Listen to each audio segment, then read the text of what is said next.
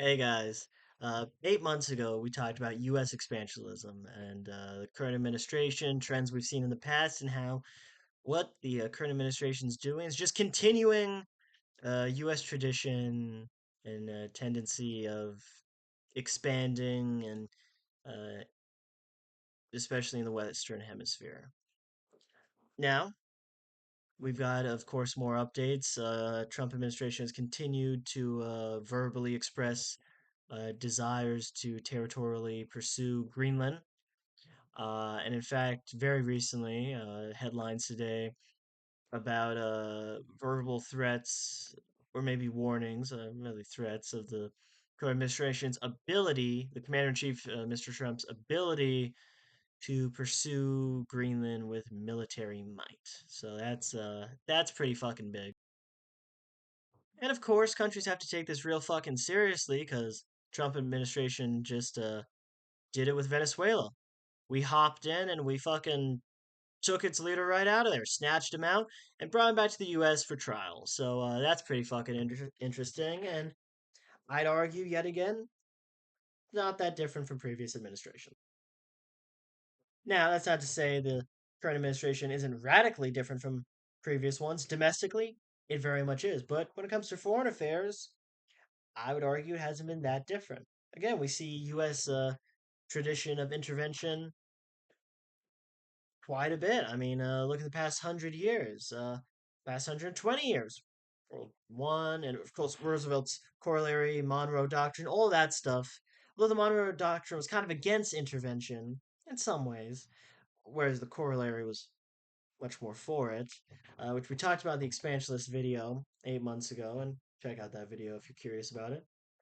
But look at World War One, War Two, Korea, Vietnam, Gulf War, Iraq, 20 years of Afghanistan, which just ended 4 years ago, 5 years ago. Holy shit, it's 2026, isn't it?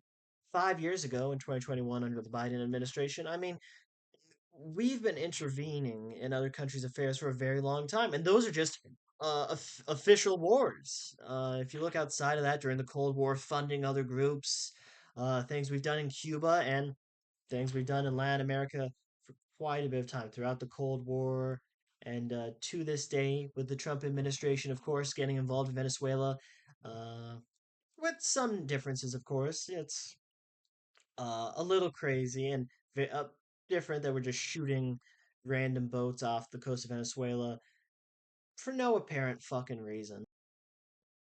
Well, that is to say, with bullshit excuses, that is, and no evidence to back pretty serious claims about these boats. But outside that, also, the regime that's over Venezuela has been a brutal one.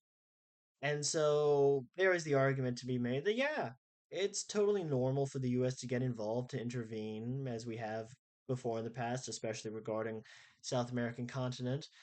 Whether or not you agree with that is a whole nother matter, but it's not abnormal. This is far from un-American. If anything, I could make the argument that this is a rather comes to US politics American. Now, that doesn't mean I agree with it. I'm certainly things I'm upset with about this whole situation. Although I'm not against intervention regarding a number of issues. But it is interesting to talk about, especially when we think about 8 months ago, we were talking about expansionism, and here we are, getting in another country, taking its leader out of power, and possibly in the near future, taking control of Venezuela until a new government is established. Now, one interesting element of this is the Trump administration, the first one, and throughout campaigning and his years of commentating on politics, Donald Trump has bashed previous presidents for intervention, for getting involved, and he's had a slogan of America first, right? That we're number one and we don't need to get involved with anything. In fact, Trump's very much against NATO, which kind of thing about NATO is if the U.S. needs to, we'll intervene. That's a whole thing. And if they need to, and if European nations and other NATO members need to intervene, they're going to intervene. That's kind of a big aspect of NATO and why it's provided such stability since World War II that if someone attacks an ally, we're going to intervene. That's what's made NATO such a powerful thing. Um, but Trump has bashed interventionist policy for a while, and yet here we are. Which again, that's not uncommon for politics, but it is going to be interesting to see how that may play an effect. I don't think it's going to play a big effect, but how it may play effect with swing voters. Whether or not they're going to suddenly say, "Whoa, I didn't want this," and back away from it. I don't think it's going to play a big enough effect compared to the economy, which is in the shitter right now. But it's interesting, and um, again, not very un-American.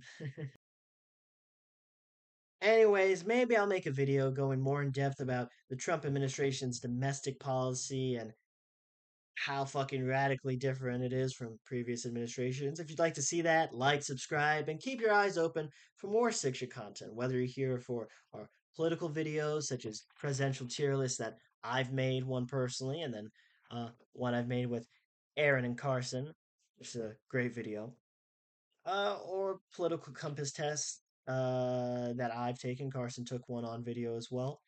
And of course, videos like this, where I'm just talking about these topics and, you know, giving my 2 cents on it. So, yeah, keep your eyes open for that. We've also got food related videos, other tier lists, really stupid shorts of me shaving, working out. I fucking hated making that short.